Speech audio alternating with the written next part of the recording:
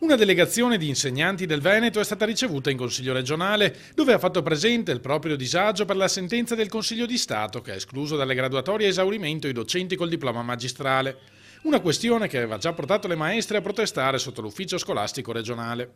In Veneto ci si ritroverà a settembre senza insegnanti, perché a causa della sentenza del Consiglio di Stato verremo depennati dalle graduatorie ad esaurimento nelle quali ci troviamo, ci verrà tolto il ruolo e torneremo a fare appunto i precari.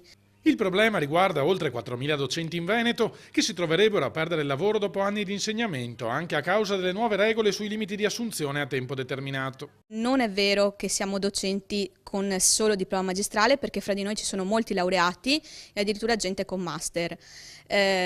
Vi sono anche insegnanti che hanno passato il concorso pubblico, ma magari per altri casi non si sono presentati, e vi sono anche insegnanti che non potevano accedere al concorso pubblico perché appunto entrati di ruolo con riserva. Siamo quindi vittime di una vera e propria ingiustizia, denunciano le maestre, che si ripercuoterà su di noi e le nostre famiglie, ma soprattutto metterà a rischio la tenuta di tutto il sistema dell'istruzione. Chiediamo appunto alla Regione che si faccia carico delle nostre problematiche e che le porti appunto a Roma, perché il problema in Veneto è molto grave e non vi saranno appunto insegnanti e la riapertura delle scuole a settembre sarà a rischio.